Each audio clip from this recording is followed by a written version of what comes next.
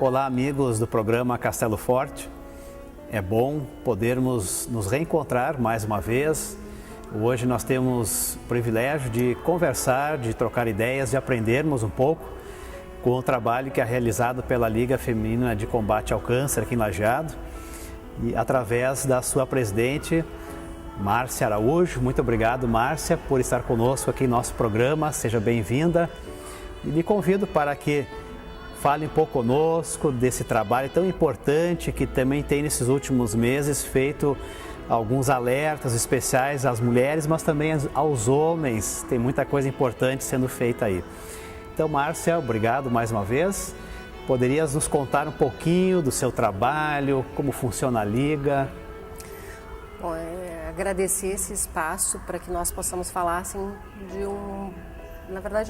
uma abordagem que está bem constante no nosso dia a dia, né? Quem de nós, ou da família, ou da comunidade, não conhece alguém, um familiar, que tenha convivido aí com a doença como o câncer? Que há muitos anos atrás era tida como uma doença, especialmente assim, já com estado de óbito, né?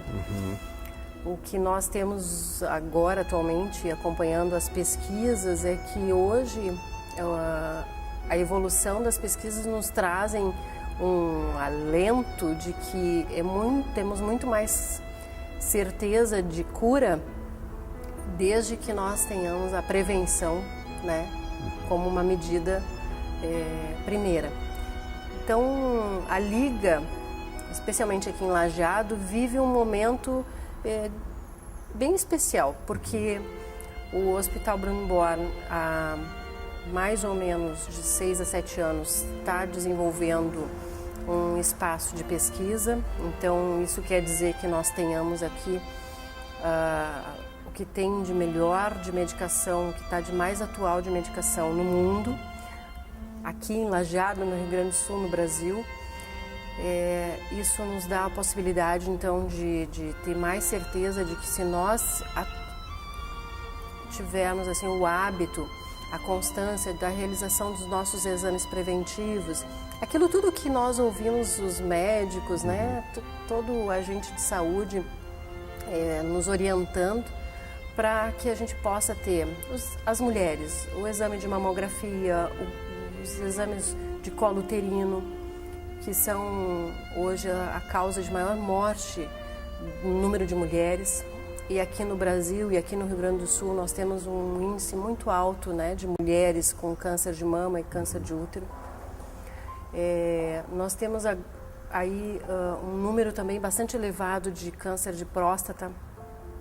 Isso está muito ligado à nossa cultura, né, porque os homens também têm o receio de fazer o exame, né, e é o exame de toque que é o exame principal para que haja um diagnóstico preventivo da doença. Então, a Liga tem um objetivo de falar sobre prevenção. Agora, há poucos meses, nós trabalhamos todo o Outubro Rosa, ligado ao mês da mulher, fazendo um alerta. Trabalhamos dentro das fábricas, falando direto para as operárias, né, da importância, e a comunidade toda atuou junto. Então, nós temos aí os agentes de saúde que foram capacitados para que possam ter uma abordagem de esclarecimento. Dentro das fábricas, com a possibilidade das mulheres terem a possibilidade de saírem do seu horário de expediente, terem um horário organizado no posto de saúde para poder realizar os seus exames.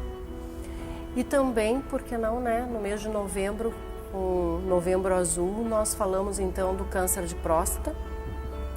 E o novembro ele tem uma data especial, que é o dia 27 de novembro, que foi na semana passada, que nós comemoramos aí o Dia do Alerta, que é o Dia Nacional de Combate ao Câncer.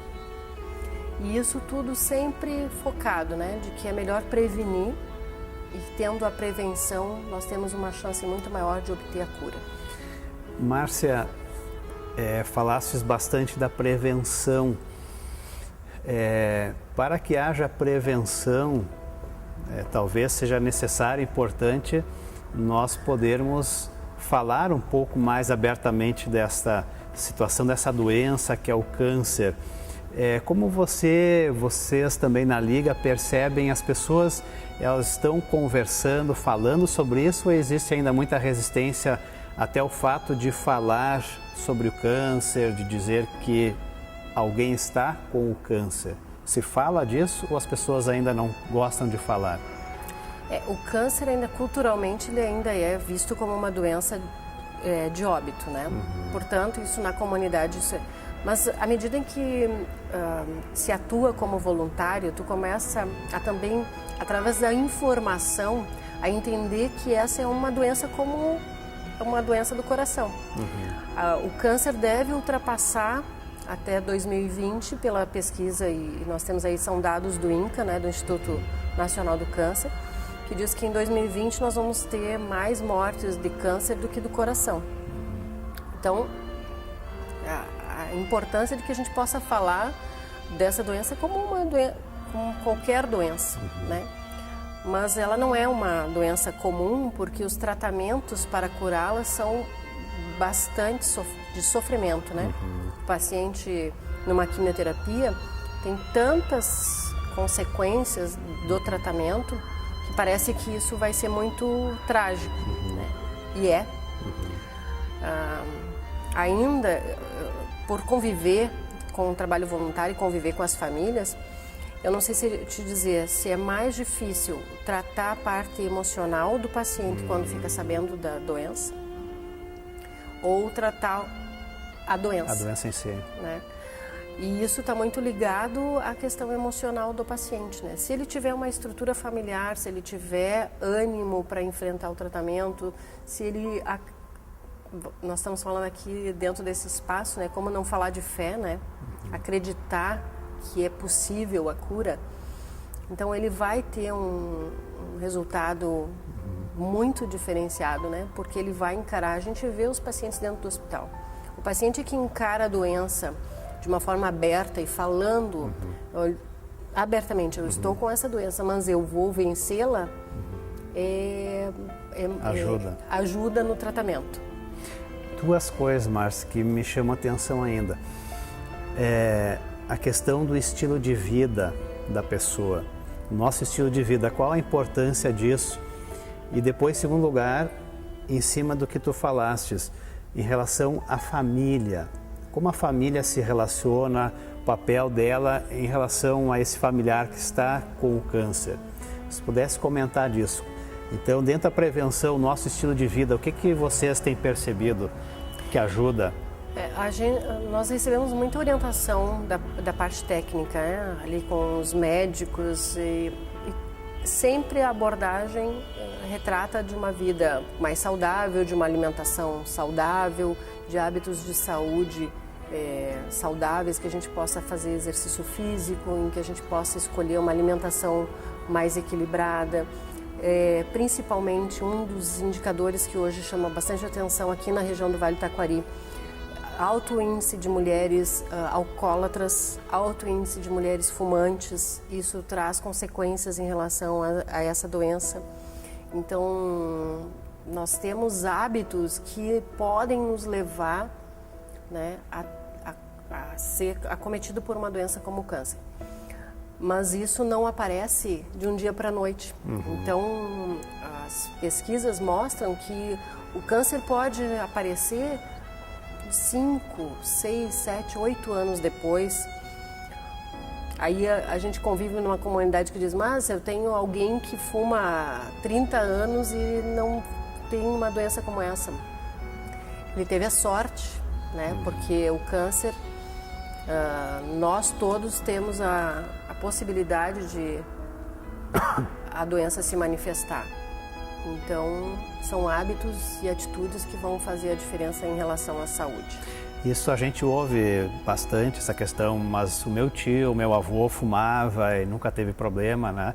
Mas talvez sejam casos raros. Mas hoje, assim, pelo ritmo de vida, né?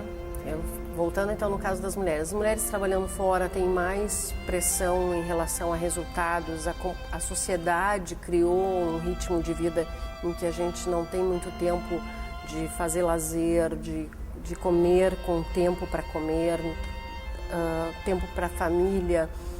Então são questões que hoje a gente já começa a perceber uma necessidade de resgate, né?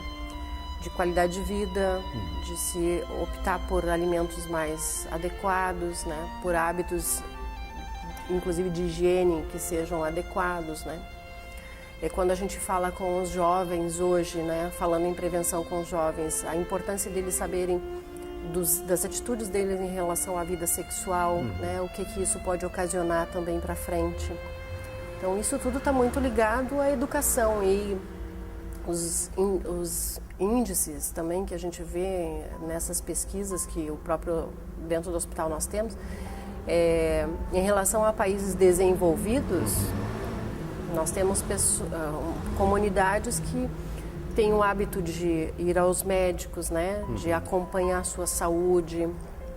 Então hoje quando a gente fala aqui no Brasil com mulheres que trabalham fora e que acabam deixando, né, por último, para fazer o seu exame só quando já está com uma doença bastante elevada. Nós aí no Outubro Rosa, a gente viu fotos e dados de mulheres que sentem o caroço na mama, que já tem uma ulceração naquele caroço, mas que ela deixa para depois.